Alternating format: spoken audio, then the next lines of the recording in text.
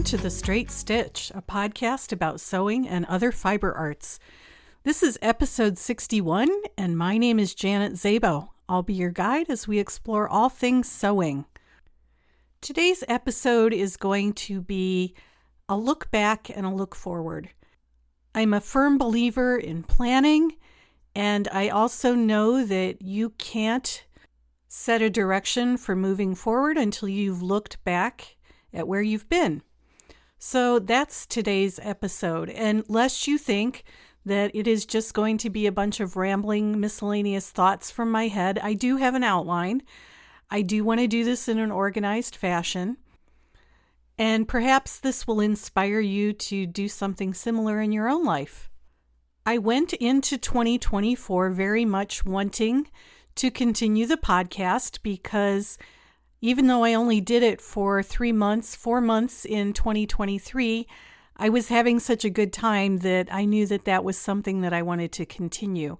And I hope that it has been valuable for all of you. I can say with assurance that going into 2025, I want to continue doing the podcast.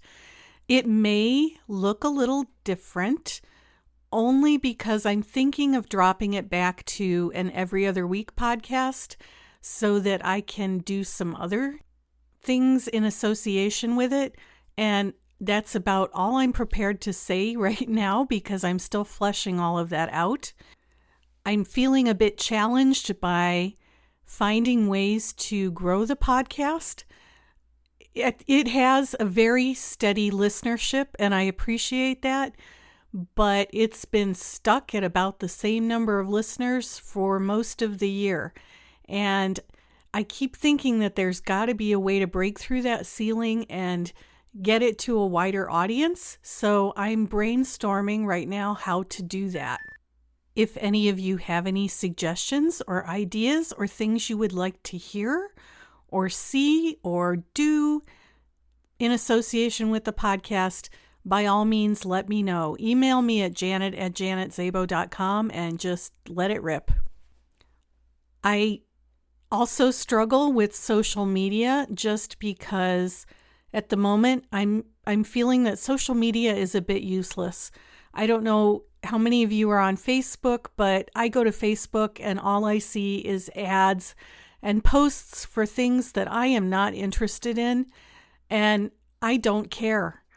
I want to see posts from my friends. I want to see information that's useful to me. So Facebook is, I'm almost at the point where I'm ready to just write off Facebook. Twitter is Twitter or X or whatever they're calling it these days. I've tried to curate my Twitter X feed so that I see a lot of information from fashion historians and sewists. It's hard to find those feeds. I don't know whether that's because there aren't that many of them or those people just aren't on Twitter. But I go through my Twitter feed probably every other day and look to see who I can add and who I can jettison because I want a very tightly curated Twitter feed. I fail at Instagram. I will just put that right out there. I am an Instagram failure. I don't check it. It's hard for me to post to Instagram, so I don't do it. It's frustrating to me. I have great admiration for those people who use it as their primary social media outlet. When I do go on Instagram, I see some great things, but I just cannot get into the habit. And I haven't gone anywhere near TikTok for the same reason. I have a program or an app called Metricool. Metricool was recommended to me by a friend who has a podcast, and she uses it to schedule all of her social media postings. I've watched YouTube videos about how to use Metricool. I'm sort of getting there. Basically, what it allows you to do is create one post and then schedule it to post on the various social media outlets. I don't know that I'm doing it well, but I'm trying not to let perfect be the enemy of the good. And what I'm mostly trying to do is be consistent. Social media is just one of those things that I think I'm sitting here in front of my computer scrolling on Instagram when I could be sewing. So I tend not to use it very much. I'm over here blogging on my blog, and I know that blogs are dead. Blogging is dead. I've heard it all. But that's my preferred method of communication. So I'm going to keep doing that because it's a good outlet for me. And maybe I can figure out how to schedule my blog posts through Metricool so that I'm getting some exposure that way. And again, if anybody has any suggestions or helpful comments, please let me have them. It's been hit and miss with the podcast guests. I am not shy about shooting off an email and asking someone if they'd like to be a guest on the podcast. You would be surprised how often I will get someone who says, yes, I'd love to be a guest on the podcast, and I will offer them some tentative dates and times, and I never hear from them again. And I don't know what that's about. I know that people get a lot of mail in their inboxes, and, I'm willing to give people the benefit of the doubt. Maybe it just got lost in the midst of everything, but I have to do more follow-up with people than I expected to really get them to commit to being on the podcast. And I'm not talking about scheduling conflicts. There are plenty of people that I've asked to be on the podcast who have come back and said, hey, I can't do it this week, but, maybe in 2 months let's schedule a date. And I really appreciate that. I'm talking about the people that just sort of ghost me and never respond. And I'm just not sure how to deal with that. The guests I have had on this year, I think, have been wonderful.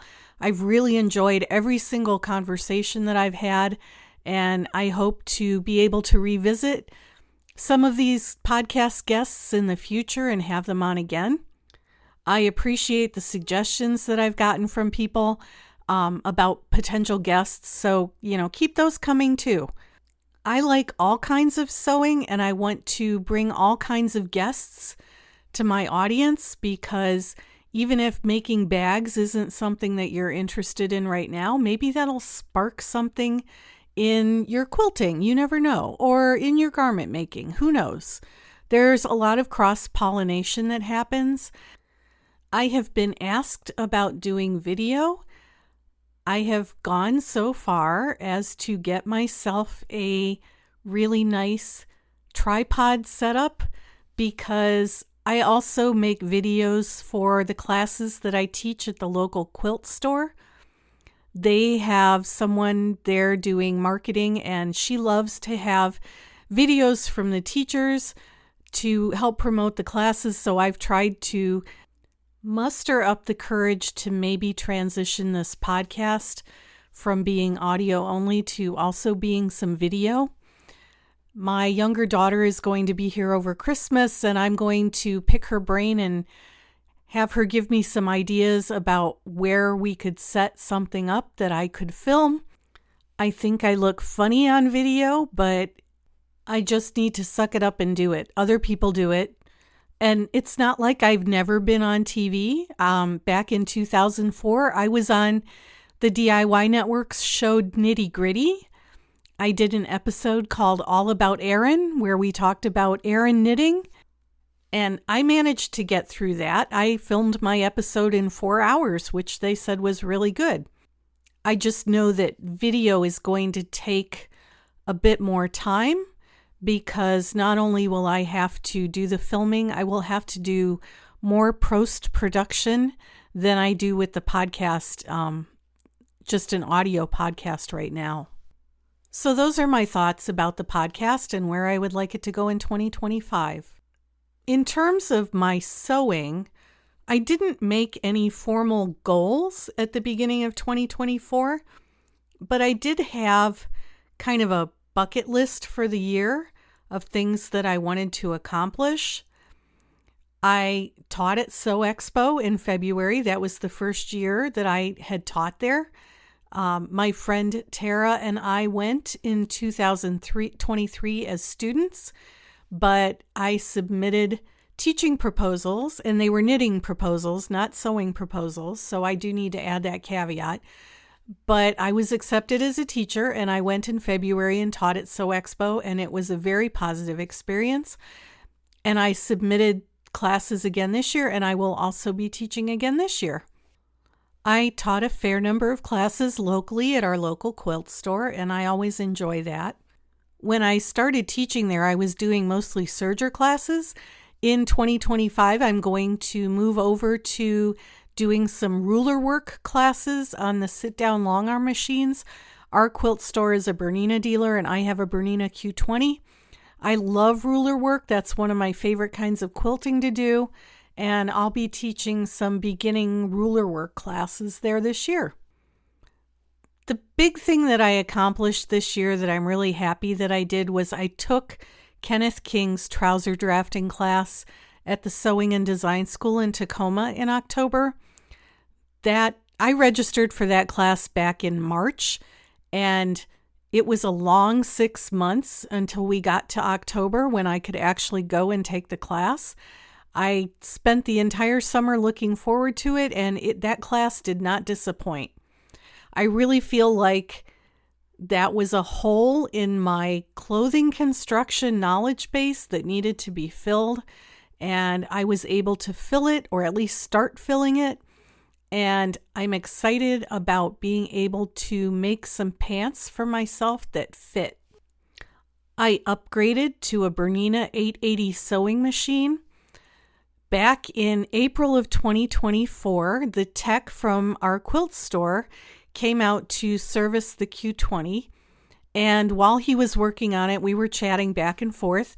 And he happened to mention that the new 990 was coming out in June. And he also mentioned how much he really liked the 880s from a tech standpoint because of the hook system that machine uses. It's very much like an industrial hook system. So when I had the opportunity to pick up a used 880 from someone who was trading it in on a new 990, I decided to go for it. And that really has been one of the best decisions that I ever made. I had a Janome 6600 professional machine, a 6600P.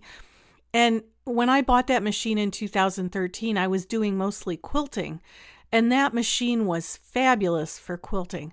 I pieced on it, I straight line quilted on it, I free motion quilted on it. I got a lot of use out of that machine, and I enjoyed sewing on it. But the one thing it didn't really like to do was to sew knit fabric. And I think I know enough about sewing machines to be able to tinker with the settings to the point where I can get most sewing machines to sew just about anything, but that machine would not sew knits. And as I began working more and more with knits, I was getting more and more frustrated with it. And it really wasn't until I got the Bernina, and the Bernina just goes through everything. I have yet to meet a fabric that machine doesn't sew and sew well. I realized that I had been spending so much time fiddling with the settings on the 6600 to get it to sew knits, and I can go to my Bernina and I can sit down and choose a stitch, and that machine will just go through it like butter. I know that the 880 has something of a mixed reputation amongst sewists, primarily because of that hook system. The hook system has a few idiosyncrasies, and I think Bernina didn't do as good a job as they could have communicating to people how that machine likes to be threaded and it likes to work, because I talked to the tech and I watched a lot of videos, and I have not had a single problem with that machine. I can get it threaded and it'll sew perfectly with no frustrations. So I think that it probably was a great machine, but the education aspect of it maybe wasn't quite as good as the machine needed, if that makes any sense. So to all of you 880 owners out there who might still have an 880 but are unhappy with it, email me and I'll point you to the resources that I used, because It really is a great machine. And I feel like it's been a springboard to the next level of sewing for me. It has features that I didn't know I needed, like the presser foot hovers when you stop sewing, which is really cool. And it's just got lots of fun features. Bernina does not sponsor this podcast, and I don't get any kickbacks from them, but I have become a Bernina fangirl in the last 5 years. I started with the Q20 and fell in love, and then I got the Bernina L860 serger and fell even more in love, and then I got the Bernina 880, and now I am a Bernina girl through and through. Okay, enough waxing poetic about sewing machines. Use the sewing machine that you like the best. Just because somebody says that they like this brand or that brand, you need to find the machine that resonates with you and that makes you feel like you're doing your best work. In terms of looking forward in my own sewing, I'm coming to grips with the fact that I have way more ideas than I have time. And in the last couple of weeks especially, I have really had to sit on my hands and not start 50 new projects. I'm really trying to finish up some existing projects. I just finished last night an English paper piecing project. It's all put together. I just need to trim it and quilt it. It's not a big project. It's going to be a wall hanging, but that's taken me a good 3 years. It started as a class at Garden of Quilts at Thanksgiving Point 3 years ago, and I'm finally getting it finished. Not all of my projects take that long, but I do have probably half a dozen things right now in process, and I need to just stop and finish them and not start anything new. The coat class that I took the day before my trouser drafting class in October, that coat needs a closure. I kicked around the idea of doing buttonholes because I really need to practice buttonholes, but I've chickened out and I've decided that I'm just going to put large snaps and cover those with big buttons. And that's going to be the closure for that coat because finished is better than perfect. And if I let it languish because I don't feel like making buttonholes, I'm never going to get to wear it. I'm also trying to find a balance between what I refer to as potato chip sewing and challenging sewing. I can pull a sweater knit out of my stash and make up a toaster sweater in an afternoon, and sometimes I need that instant gratification sewing. But there's a part of my brain now that is really hungry for those challenging projects that level up my skills and teach me something that I don't know. I have the Simplicity 9713 pattern that is a raincoat designed. It's a pattern put out by the American Sewing Guild. And I've been wanting to make that now for 2 years, and I really need to just get the fabric and make it. I've also fallen in love with waffle patterns. I'll put the link in the show notes. I believe it's a Japanese designer, and the items are they're very cool. That's all I can say. There are a lot of outerwear patterns. I've been on a coat kick ever since that coat class, and I'm collecting coating fabric and coat patterns. And the Waffle Patterns website has some really, really fascinating coat patterns. And I think what I like about them is they've got a lot of hardware on them. And why that's fascinating to me, I don't know. But the idea of putting zippers and metal snaps and buckles and things like that on clothing, I want to do more of that. I'm going to start with the Kanoko tote pattern from Waffle Patterns, because I have a travel tote that I have had for probably 30 years. I bought it back in the early 90s when I was traveling a lot for the job that I was doing then. And I got it either from LL Bean or Land's End. And it's kind of a nylon material. You can wipe it clean with a cloth. And I just like the size and the shape of it.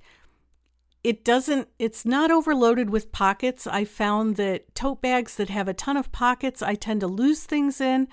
This has a zipper pocket on one side on the inside and 3 slip pockets on the other side. There's an outside pocket and a trolley sleeve. And there's also on either end a little place where you can put a water bottle. And I have taken that bag everywhere I have traveled. It's been to Europe with me. It has been on every road trip I've gone on. And it's starting to wear out, and I need to recreate it. The Kanoko tote isn't quite the same style, but it's very close in size. And I think that once I make it and see how it goes together, I'll be able to hack it to customize it and make it more like the travel bag that I already have. The tricky part with that one is going to be finding the fabric. I've got some bonded nylon, but I don't think it's quite heavy enough.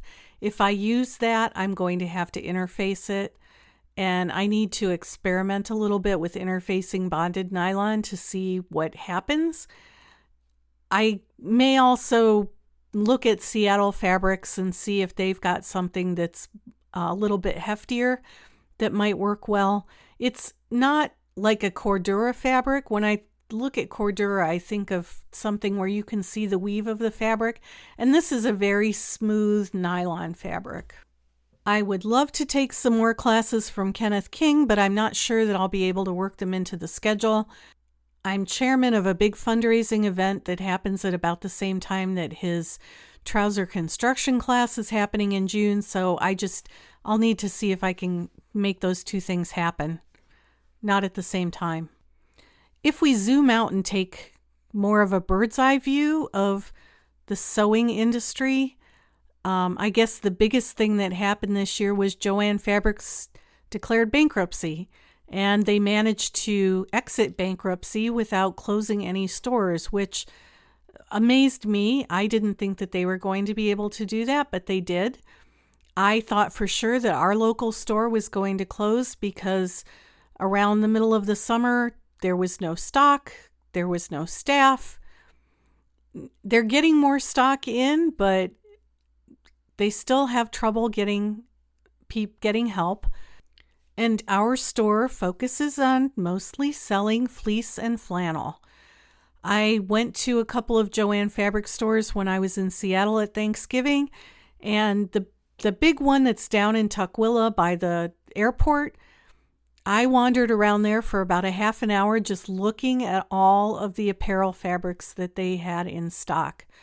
We have a measly number of apparel fabrics in our store. If it weren't for that Walmart remnant rack with the offcuts from designer apparel manufacturers, I'd have to order everything online, and I don't mind ordering online, but it's not ideal. I like to be able to see and touch and feel the fabric. The owner of our quilt store is absolutely wonderful. She will order garment fabrics if we can put together classes to use them. So I've done several classes on tops and other items out of like rayon batiks. And so she's got a whole selection of rayon batik fabrics. She carries a fair number of knits. She just ordered in some Robert Kaufman Brussels washer linen. And speaking of Robert Kaufman, I just saw that they were acquired by Missouri Star Quilt Company. So I am curious to see where that goes in the future because I love Robert Kaufman fabrics. I've got a whole dresser full of Kona in many, many different colors because I love Kona. So back to Jo-Ann Fabrics. I hope that going forward they can remember their purpose, which is not to stock a lot of plastic crap from China. I know it's Jo-Ann Fabrics and Crafts, but it was Jo-Ann Fabrics for a long time, and I'd be much happier if more than half the store were fabrics and not junk. I belong to the Craft Industry Alliance, which is something of a trade association for crafters. It's run by Abby Glassenberg. She does a podcast. She offers webinars. I found it to be great value for my membership. And today I attended a webinar on craft trends for 2025. And that was really fascinating. The big takeaways were, if you haven't seen it yet, Pantone's color of the year, which is called Mocha Mousse. And I'm not a big fan of browns. You've heard me say that before. I'm not a big fan of neutrals. I like the bright saturated colors. But the presenter of this webinar commented that in terms of home decor, we're moving away from the black and white and gray kind of modern homestead or modern farm kitchens into more earthy tones, which probably means that my circa 1996 oak cabinetry will be back in style just in time. My husband floats the idea of renovating the downstairs of our house every so often. He built the house, so I would trust him to renovate it, but I also know what a huge job that would be, and I'm not anxious to have my kitchen torn up for however long it would take. So we'll see. I might just keep my oak cabinets and see if I'm back in style. So there seems to be a return to more earthy tones and more earthy decorating. Mushrooms apparently have been a big thing over the last year or two and will be going forward. Some of the other trends that were mentioned were cozy stitching. So needlepoint and applique and cross stitch look like they're about to have a moment. Cowgirl was a big theme. Disco was a big theme, and apparently disco cowgirl is a big theme. So you can, I guess, marry all sorts of trends. I ran all of this past my younger daughter, who's a buyer at Nordstrom, and told her what I was hearing in this craft webinar, and she said that they get trend decks every so often at work, and she goes through them, and at some of the suggestions, she just raises her eyebrows because they seem to be so far out there, but we'll see what happens. I'm not sure how some of these trends will kind of insert themselves into sewing unless it's through fashion. So we may be seeing some cowgirl-inspired garments or things like that. I had a pair of cowboy boots, but I gave them to my younger daughter, so she'll be all set. But I'm beginning to wonder if we're going to see fringed suede jackets or things like that come back into style. So that's kind of where I'm at as we approach the end of 2024. I belong to a group of people that chooses a word of the year every year, and I haven't done that yet for 2025. Nothing has really popped up and said, I want to be your word of the year for 2025, so maybe I just don't have one for this coming year. My word of the year was cultivate for 2024, and I feel like I did that. I cultivated the podcast. I cultivated my sewing skills. I could do way more cultivating, but it might be time to go in a slightly different direction, and I'll keep thinking about that. As always, I appreciate every single one of my listeners. You're the reason that I do this every week, and I will continue to do it. I love feedback. I love comments. Feel free. Email me at janet@janetzabo.com. Use the fan mail feature on the podcast that goes to Buzzsprout, or leave a comment in the show notes. I do read everything. I try to respond to all the ones that I can. I love reading the reviews on Apple Podcast and Spotify. Thank you for everyone who's left a rating. That really does help people to find the podcast. And in 2025, I want it to get even bigger and better. Show notes can be found at the podcast website, which is www.thestraightstitchpodcast.com. My website is www.janetzabo.com with links to my Big Sky Knitting Designs website and to my blog. And again, if you have any questions or comments, send them my way. And until next time, I hope you have a great week and that you get to go sew something.